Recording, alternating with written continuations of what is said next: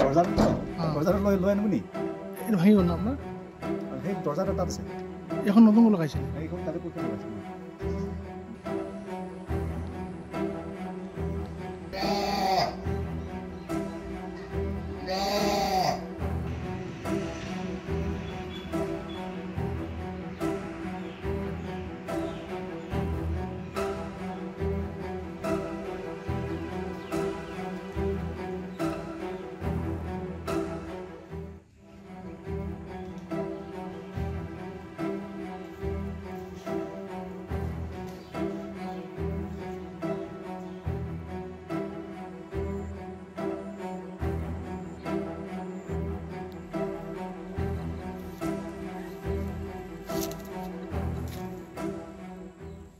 নমস্কাৰ মই ইনথেম বুদ্ধ বিহাৰৰ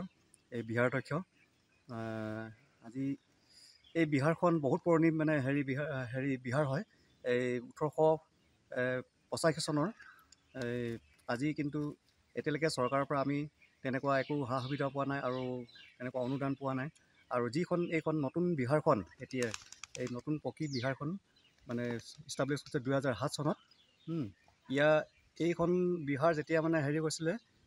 ইষ্টাব্লিছ কৰিছিলে তেতিয়া ৰাইজৰ ধন আৰু মানে গোটেই ৰাইজে মিলি কালেকশ্যন কৰি পিনি এই বিহাৰখন মানে উলিওৱা হৈছে কিন্তু চৰকাৰ আজি মানে অসম দৰ্শন তেনেকুৱা অসম চৰকাৰৰ ফালৰ পৰা তেনেকুৱা ফাণ্ড কিন্তু আমি তেনেকুৱা পোৱা নাই আৰু সকলোৱে কষ্ট কৰি মানে যিমান যি পাৰিছে সেই ধনেৰে ৰাইজৰ ধনেৰে এই বিহাৰখন মানে 2007 চনত এই মানে ইষ্টাব্লিছ কৰিছিলে মানে এই নতুন যিটো বিহাৰ এতিয়া বৰ্তমান আছে আৰু তেনেকুৱা চৰকাৰৰ ফালৰ পৰা কোনো আজিলৈকে তেনেকুৱা দেখাও নাই আৰু তেনেকুৱা সুবিধা একো পোৱা নাই আৰু ইয়াৰ বাবে আমি চৰকাৰক মানে অনুৰোধ কৰিছোঁ বিজেপি চৰকাৰৰ ফালৰ পৰা আমি একো এতিয়ালৈকে এই ইনথেম মুগং বৌদ্ধ বিহাৰত একো এটা